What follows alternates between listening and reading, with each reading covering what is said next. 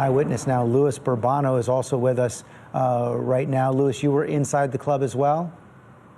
Yes, George. I was inside one of the main bars in the front when you turn in at first, towards the end, cashing out around 2:05, no later than that. So you're right there in the front of the club. Where was the shooting coming from? The entrance was to my right. I was at the far end, to the left of the bar with my best friend and a couple people we had seen and known and recognized. It came to the far right. There is I guess a crest or a crevice where the entrance happens. You have to go through there. There's a mini hallway that enters to my bar, well, the bar I was in, and then the main dance floor. But at that point in time, when everything was going off, we couldn't even tell where it was coming, whether it was coming towards us, towards somewhere else. It just got louder and louder. And at first we thought it was a DJ playing, adding a little gunshots, 4 shots into the set list, as many DJs do, which they should stop doing that after today for sure, is because everyone got confused. But past 4, we realized there was something different. And then it was a domino effect of people just ducking their heads left and right, screaming. I don't remember screaming. I don't even remember breathing.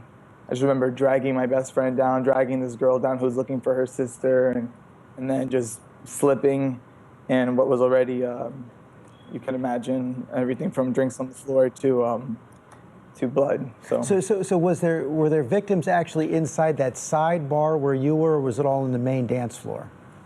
To be honest, George, I could not tell. It started with those 4 gunshots. They got louder, they got closer. It was going on continuously, as I think Chris said.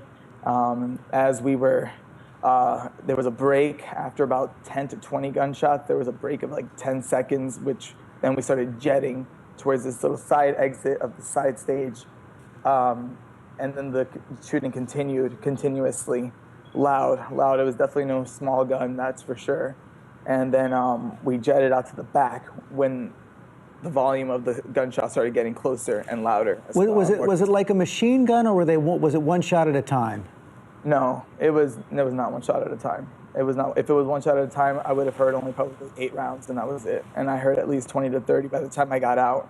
By the time I had to help some kid who collapsed on the floor, and I lost my shirt, but only because I used it as a turn again. Two of my shirts as turn agains for this poor gentleman, who I'm praying everyone, especially him, is going to make it through, who had lost half his arm.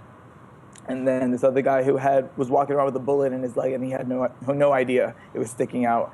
And the bullet, I kid you not, was about this big, the size of your finger. And he had no clue because of the adrenaline, and he was too busy looking for, I think, a family member who was still inside. So you stayed inside, were trying to help some of the victims before you left out. How many minutes were you inside after the shooting began? It seemed like an hour, but no more than a minute and a half. And then we just started pushing and pushing. And as soon as we got that 10-second break, we went to this alleyway, which led for only employees. And we had tried, me and this random guy, tried blocking the door. Because at that point, like I said, the bullets were getting louder and closer. So we blocked this door, and we did hear banging.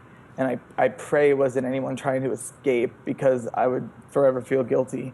But at that point, there was still about 20 people in front of us crammed in this little alleyway with a big hole in one of the fences and just trying to topple over, just trying to escape, just run. So you all kept trying to get out of there as quickly as you possibly could. But after you got out, the shooting continued?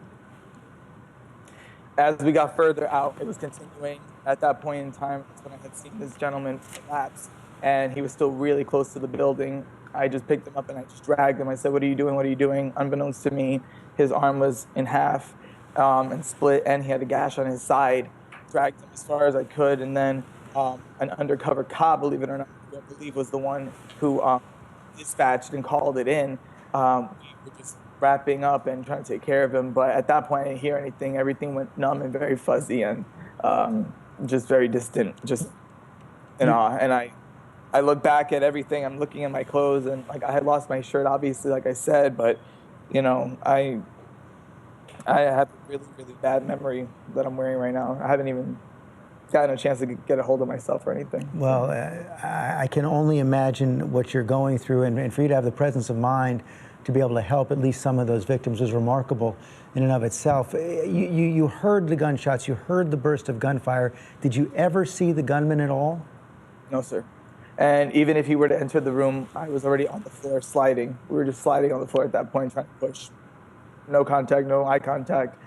I didn't even want to at that point. Why would I want to give them the satisfaction of looking in their eyes, if anything? So.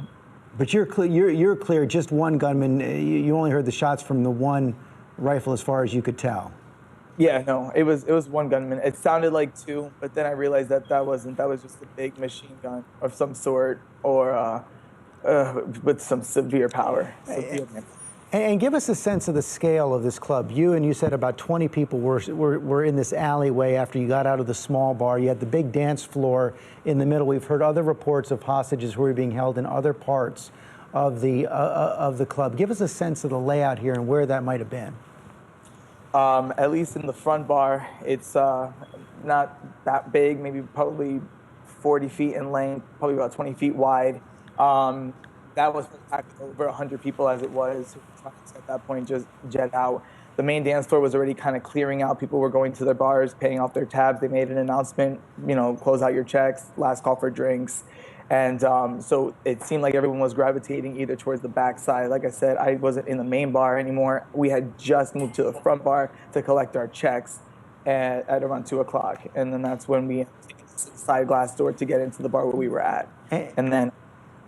And when you left the bar, where were you in relation to the bar? How far away were you, and how long did you remain on scene? Once we left the whole club, is that what you're asking?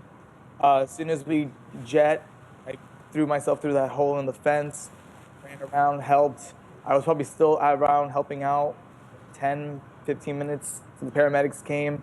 And then from there, they took over. That's when the cops said, okay, let's go. Time to go now, and just go. So we went about a block down, and then we heard the controlled explosion hours later, and then we heard 2 more explosions, and we heard 1 gunshot followed by the takedown, of course, which was at that point the officers right next to us told us duck behind the ledge, and then they moved us behind a huge fire truck.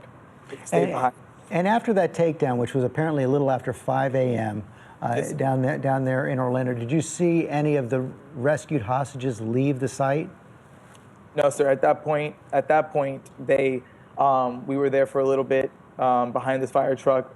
We heard the takedown. We waited about 30 minutes. We walked a couple blocks around, escorted by police, greeted by over 150 minimum police officers from different counties in Florida. And then little by little, hostages were coming through. One of our longtime bartenders, a good friend, was hiding in a small closet with about 8 to 10 people in a small little fitting room, closet, and they were starting to make their way. And then from there, OPD transported us to a bus in which we went to downtown to headquarters, and we had to make our statements. Were you able to talk to that bartender who was in the small room with other hostages? Yes, sir. His name is Axel. He's they were just. He said he only thought it was only a few of them at one point, and then people little by little, as time was going on, were just popping out in different parts of the bar, of the fitting room.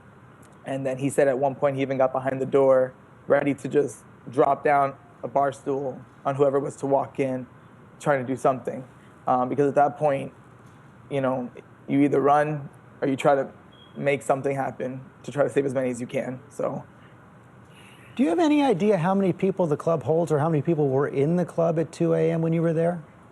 We had walked in, actually, and I had told my best friend and I were talking, and we said, wow, for a good night, it's not that packed, it's not that dead, it's actually very quiet, but really, really lively, great energy. Normally, there's always little altercations. I would say definitely a couple hundred. I've seen that club at max capacity where elbow to elbow you're pushing through just to get to the restroom or to the drinks or anything. There was probably at least a couple hundred for sure, 200 to 300 I would think, spread out throughout the front bar, the back patio, the main floor. So it's a great layout. They had just remodeled it. They made it look really, really wonderful. It's been a while since I've been there. And then great people, more people were trickling in as the night was going on, believe it or not. Well, Louis, we're glad you're okay. We're sorry for all the friends you lost last night, but thank you for sharing your time with us now and being able to tell us what happened from inside that club. Thanks very much.